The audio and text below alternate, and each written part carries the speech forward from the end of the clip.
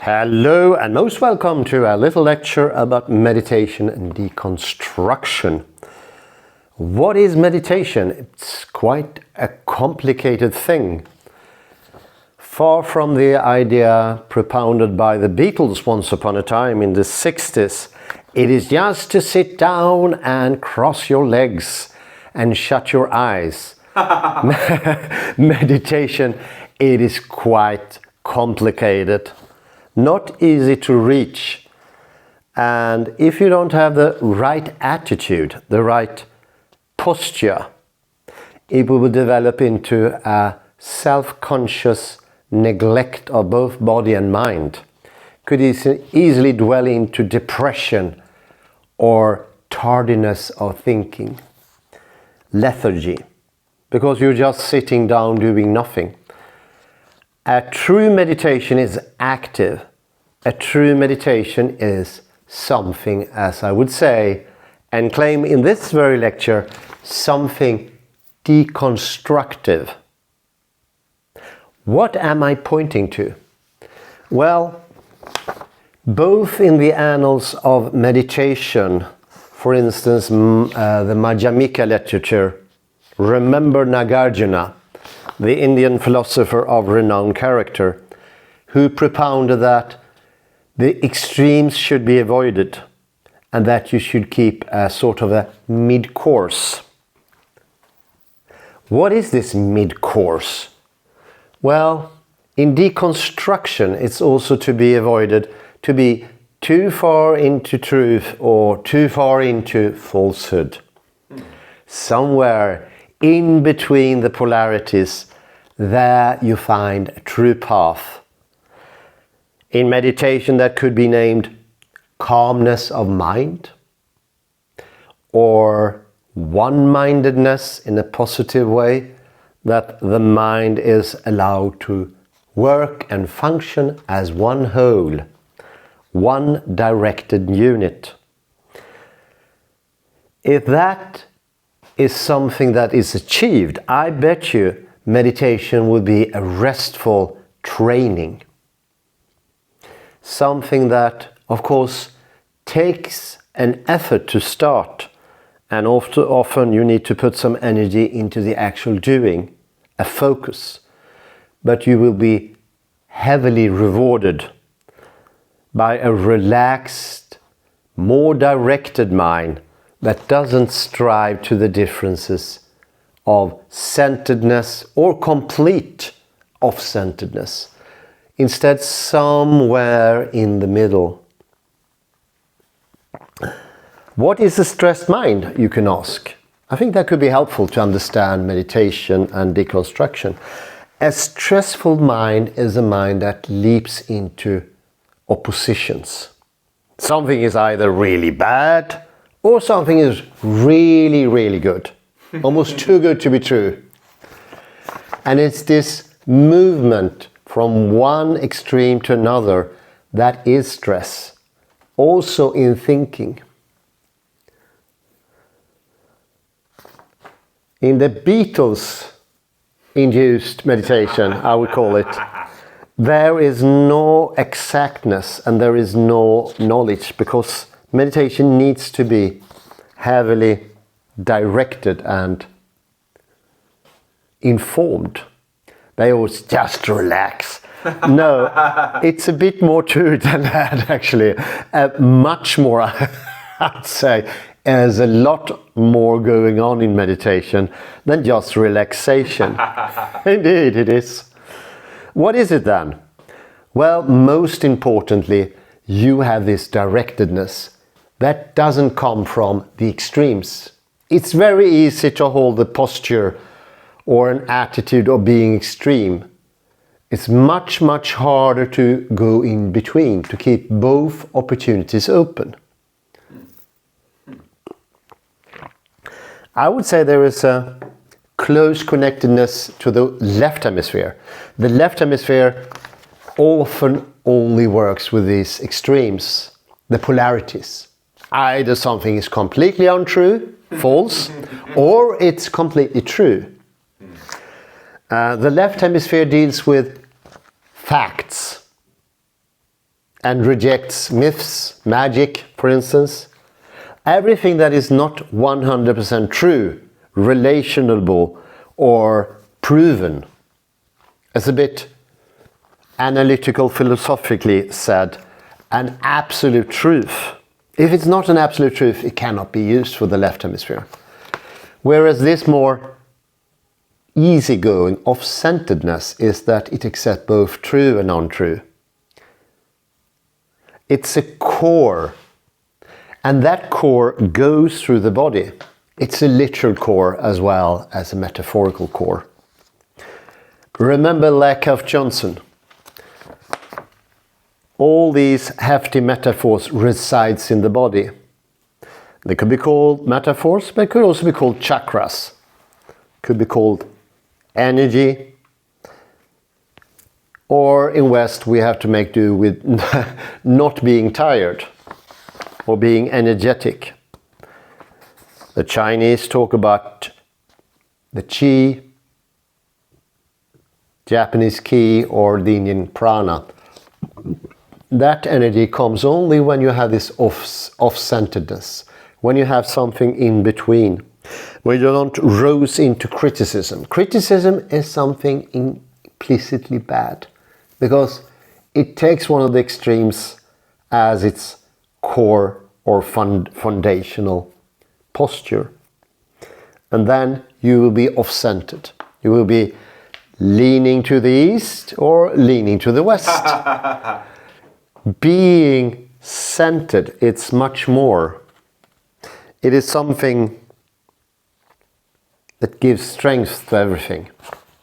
It strengthens the organism. Once you learn to sort of let go of the extremes, it's a learning process. It takes time, and you need to let it take time.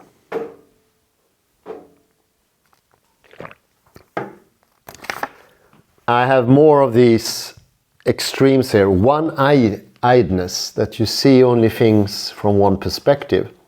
For instance, you only see things from your subjective side or the objective side. You only have one eye. One-sidedness is another one.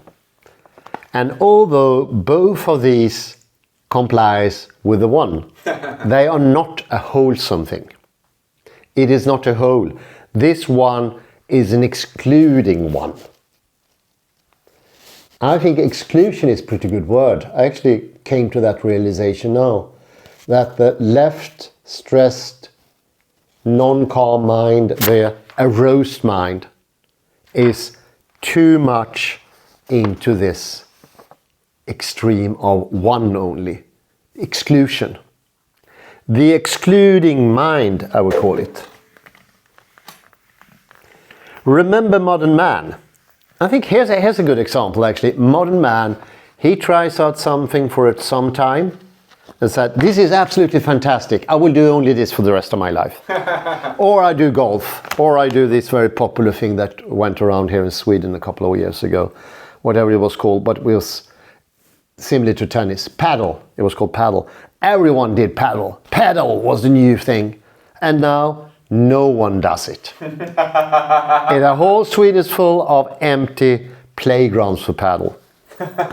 It's a sad thing, but we are like that. We do one thing to an extreme for such a long time, and then we skip it completely, and then we go into something different. Isn't that crazy? Remember the Romans, they did only one thing for their whole life. That meant that they didn't go off center. They remained within the direction. So it's a very important thing to remain. Now we focus maybe to what we remain in. We remain in this or that. We do paddle, we do ice hockey, or we do gymnastics, or we do calisthenics, or we do statistics, or whatever we do. It is much more important to stay in the same path. Because you slowly, second, minute, hour, day by day, you build up your strength. And this will help you to exclude less. Less exclusion. So a meditative mind, once I've done some meditation, I will find that my mind is not as excluding as before. It is not as stern. It is not as stiff-necked. I think you get my drift there, Kalle, as well. It is not as sharp in a bad sense. So when I go out from a meditation, I am more embracive. I embrace more things. It doesn't mean that I say yes to everything, but it means I can take time to listen and I don't prejudge. I do not prejudge something. It's less biased. Of course, it's a very hard thing to describe. We need to be careful with all. This could easily be interpreted being a defense of the left hemisphere. But less biased is like more flexible, not as harsh. I think the term harsh is good. Never ever go into meditation. Never ever do that by force. It should always be 100% from the center. What do we find in the center? We find the free mind, the free will. You find your inner want. What do you really want to do? You want it with your whole being, with your center. So, oddly enough, the deconstruction gives actually seed or birth to this new centeredness. A centeredness that is more bodily, not as high up in the category. What do I mean by that? Well, if you meditate, don't go too high up. You need to lower your consciousness. In Japan, China, India, they talk about Saika tendon or Tantien, or the chakra here below the solar plexus. Go down. There you find security. There you find true centeredness. A centeredness that is not based on exclusion. And I think I got a good example of. If I define myself that I am Hans, I am a non-socialist, I am a non-vegetarian, or I'm a non-footballist. Try to lower the laugh, go down. Yes, much better, much better. Yeah, that's it. That's about it. Yeah. No. No, you're good on. Try to keep off a nice course, like a ship. A ship, if it goes like this, maybe not keep to its course. Of course, you need to sail against the wind. So it's a tricky business there. But you do both things and you get this centeredness. But if I define, I don't know how to spell that, centeredness. If you define yourself in what you are not, this exclusion, then you will always be off center. You will be dependent. I call that that everything is co-joined. So the fullness of the full truth is always dependent on falsehood. For its definition, for its sustenance. And if I make myself too defined by what I am not,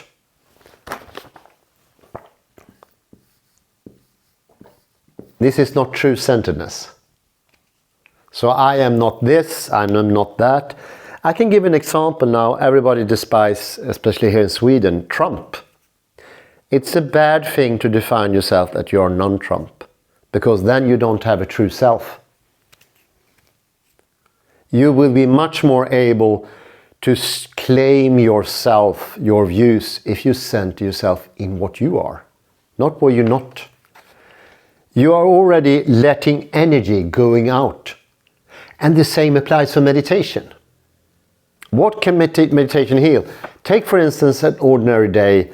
You have a row with your boss. You start shouting. if you go to meditation, you understand him or her better. It doesn't mean that you sort of go on his or her side. It means only that you can understand him or her. It's not the same thing. Remember, you go on a thin line if you want to go to meditation. It's very hard to define. And especially since we are Westerners, we are not equipped with the right language. Meditation is not the thing of the West, although Beatles claim that. Although I think with deconstruction we can find a path to go into meditation. It also takes a lot of humor, I would say, because what is a biased person or a biased mind? It's a humorless, doesn't have any humor. Therefore, that sort of mind cannot claim its existence with some energy or some prana or some ki. It's very off-centered. Today, we are so much, especially the academia, the neo-academia or politics, we are so going into extremes. It's so clear to now, this today, that we already define ourselves and we're not, and we are supposed to be angry about what we are not. Attack. All this aggression leads to that energy seeping out of you. You spend useless mental, spiritual energy in hating, disliking things. Even such a thing that could be an object even, to make like an extreme example. I hate this object. I hate my shoes. Something like that. The more embracive, wholeness attitude also invites more relations. So things do not get as isolated. I would say non-atomizing. Or, no idea how that's spelled. Non-particularness, not so much fragmented. Everything is fragmented today. Go to the institutions and you see 50 subjects and they all claim all these subjects has nothing to do with the body, centeredness. It doesn't matter how centered you are to listen to a lecture. That's nonsensical. Everything matters of your centeredness. If you're sitting in a slouch, you will not get the message. You will not understand. If the professor is slouch, non-centered, there will be no message. There will be nothing to learn. In the end, that will be something that is dependent on polarities. If you build a web of polarities, that web will be exactly like one of those paper houses made of cards, a house of cards. If you remove one, they're all too much codependent. Everything would fall. Or a thin thread in a specific cloth. If you start drawing it happened to me once upon a time. It was an exclusive cloth. I started drawing a thread and everything disappeared in the end. It was a bit of a disaster because it was very expensive. If we build too much on extremes, you will be building that thread. You have no substance, you have no core, and you are a bit non-bodied. I think this is also related to, I will take that in the next lecture or another lecture, it's superficial. So the polarities are also superficial polarities. Usually just say, inside your own soul, oh, I'm not into that, or I hate that, I dislike that. That is superficial as well. You don't enter the views of the other person or the other ideology or a book. Being in a meditative state, the calmer mind literally calms those polarities down and you go down into a lower state of consciousness. You go into the delta waves or the gamma waves or the theta waves. Once you are in the theta waves, you are more embracive. And let me really stress this, that does not mean non-thinking. Too often meditation is confused with stop thinking or something like that. It's the quality of thinking that we're trying to achieve here. Superficial, polar thinking is a waste of energy, and it's non-decisive. Let's get into the core instead. And if you do that, meditation could be a wonderful bud, like a lotus bud. I love the lotus as a metaphor for meditation. It's one of the best uses for any metaphor I come upon. It will open up and turn into a beautiful, beautiful flower. From a scented bud, it opens up in all directions. And meditation is to be recentered. Go back to your true origin, your core of your existence, where you find truth, calmness, and safety. So when afterwards you walk around in the world, you will be safer, not too prone to bias, over-analyzing, which is also a sort of prejudice if you over-analyze, too much superficial thinking, and more deep theta or gamma thinking, inclusive thinking. A bit like relational quantum mechanics, if you like. Just to give an example. So meditation could be alpha and omega for a better life, lead to a harmony, and of course it's connected to stress, anxiety and depression as well. Why is that? Well, we know that if you strive between the extremes, you will tire yourself. From that mental or spiritual tiredness comes depression, inevitably. Because you drain yourself. In the end, you have no energy. If you spend the whole day being upset, rejecting, being harsh, you're actually not being as harsh to other things as you're being harsh to yourself. You're spending your own energy, no one else's, by disliking. And it's despicable in this modern world that we actually ask people to despise things, to hate things, to waste loads of valuable energy, to become more logocentric, more extreme, and less encompassing. Rejection, rejection, rejection. Does seem to be the main thing today. Hate and rejection. Those are not paths to understanding, and they also lead to undirectedness.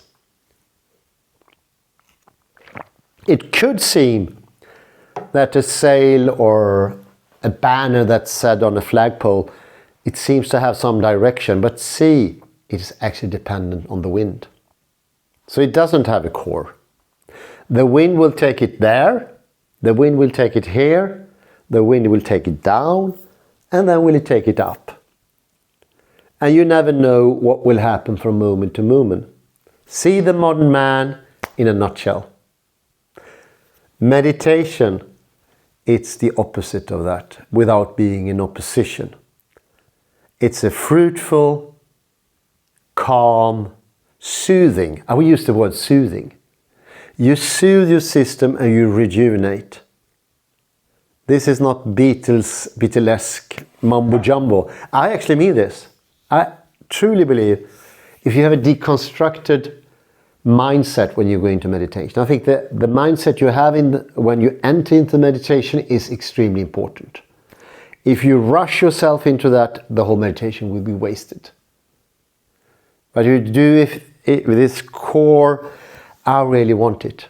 I want this calmness. I think we can find a wholeness there. Oneness, wholeness. And whole is also related to health. To be whole, to be healthy, to be happy.